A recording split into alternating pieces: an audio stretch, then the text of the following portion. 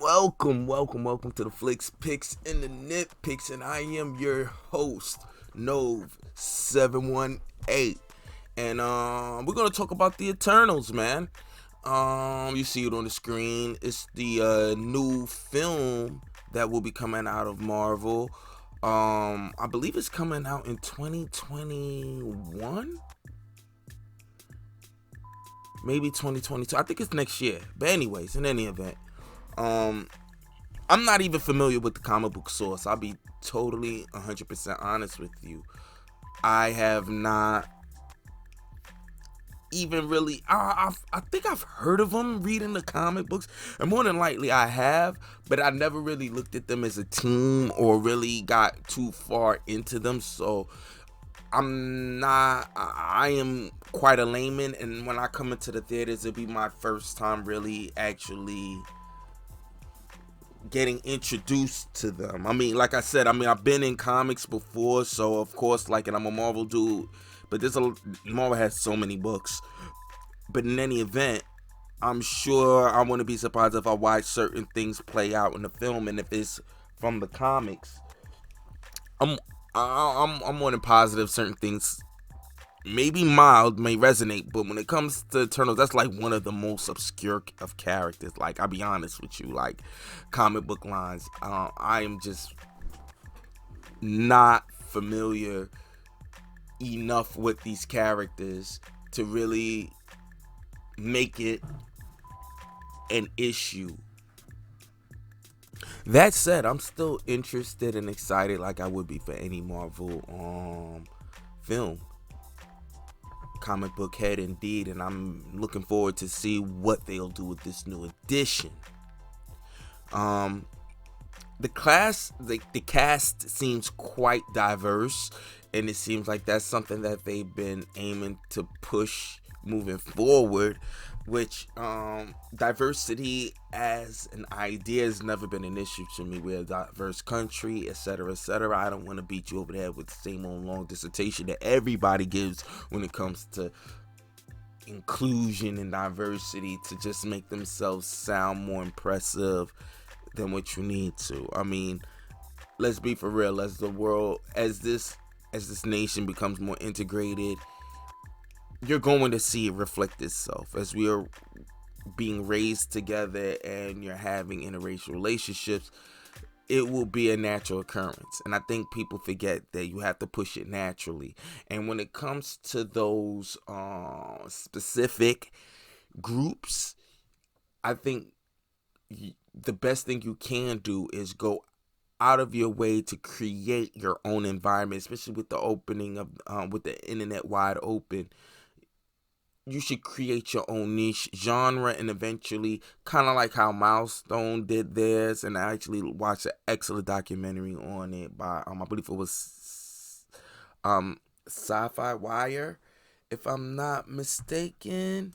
Yes, that's Sci-Fi Wire. I had to go look it up. But in any event, you you create for your own market who could proselytize to the market better than the people that's from the same exact market. So you'll have a window in air directly to your source. And then once you build up your core, eventually other people will migrate in and say, "Hey, what's that about? What's that about?" And they'll actually take heed to it just because it's something new coming from a different perspective, a certain level of authenticity, if you will, if that's what we're actually aiming for outside of the creativity of it. Because I do believe that any writer, if you're creative enough and you do your due diligence, you can write from the perspective of another, you know. Now, make no mistake, if you're of that environment, it will definitely resonate through the page in a certain kind of way that it probably would with no one else. And that's where passion might propel it forward. But that's neither here nor there. My point being is, you create your own area and you get in where you fit in that kind of way. Now, I'm doing a brief idea how I see it in my head. Yeah, there'll always be exclusions to the rule, because you have to factor in other type of variables as it pertains to each group. But my point being is the unnatural force and the overselling of diversity as opposed to just doing it. And then when they ask, I would say, well, these are the Eternals, and they're going to span several different generations. And since it's the actual film universe, and in order to shoot things for film, we have to adapt it more so it's a little bit more realistic. Yeah, we're going, especially now that we're going into more abstract characters, and we're going into more fantastical elements of the comic books. When you at the end of the day, they have to be some sort of convincing that it can actually happen in the real world, because that otherwise we would have just did it with cartoons or just wrote you a comic book and gave it to you that way. That being said, if we're going to go back in time and want to make it more realistic, especially to the eyes and observers, the best approach was to, alright, these are characters that, let's be for real, no one really knows like that. And what will be the best way, at least for the film version, to express these characters and what they mean in terms of them being eternal, the Eternals. They've lived for more than just centuries. We're talking millennia. They're kind of tied into the creation of life. Yeah, it will be more interesting to see them be just as diverse as the people in which that they will be walking amongst. Maybe there'll also be a soul part of it, whereas they just manifesting themselves into this reality this kind of way, so they can still retain a lot of their physical origin parts. Who knows? It just depends on how they wanna, the direction they decide to go with it. But my point being is that one, I'm not mad that they went diverse with it. These are one of their more obscure properties. But two, the biggest takeaway for me is I wouldn't went out of my way to push it. They would have asked me about diversity till I'm blue in the face. I just said, of course it's gonna be diverse. Well, you know, a lot more. We have black characters. We could just pick those, and that's what I'm more saying. And I'm not against changing the race of a character if the actor could bring this character to life more. When I met the character, that seemed to be the I could see that him being the character or her being the character before I even noticed their ethnicity, and does it even make a match to the character at hand. You know, if you could see it beforehand, then it makes more sense why you would go that way. But I don't want you to go sit and say, I need a black guy. I need an Asian now. I need an Indian.